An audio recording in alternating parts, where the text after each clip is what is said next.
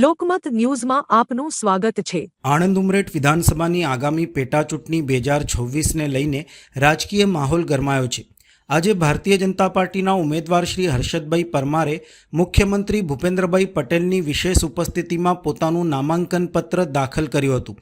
આ પ્રસંગે આયોજિત વિશાળ જનસભામાં કેસરીયો માહોલ જોવા મળ્યો હતો। સભાને સંબોધતા મુખ્યમંત્રી ભૂપેન્દ્રભાઈ પટેલે સ્વર્ગસ્થ ગોવિંદભાઈ પરમારને ભાવભીની શ્રદ્ધાંજલિ અર્પી હતી। તેમણે જણાવ્યું હતું કે ગોવિંદભાઈએ ઉમરેઠના વિકાસ માટે જે કામો કર્યા છે તેને હર્ષદભાઈ મક્કમતાથી આગળ વધારશે। ઉલ્લેખનીય છે કે મુખ્યમંત્રીએ આ વિસ્તાર માટે ₹32 કરોડના રોડના કામો મંજૂર કર્યા છે। આ કાર્યક્રમમાં પૂર્વ ગૃહમંત્રી પ્રદીપસિંહ જાડેજા, રમણભાઈ સોલંકી, સંજયસિંહ મહિડા સહિત આણંદ જિલ્લાના તમામ ધારાસભ્યો અને સંગઠનના હોદ્દેદારો ઉપસ્થિત રહ્યા હતા। પ્રદીપસિંહ જાડેજાએ દેશના વડાપ્રધાન નરેન્દ્રભાઈ મોદીના નેતૃત્વમાં રામ મંદિર નિર્માણ અને 370ની કલમ હટાવવા જેવા ઐતિહાસિક નિર્ણયોને યાદ કરી ભાજપના વિજયનો વિશ્વાસ વ્યક્ત કર્યો હતો।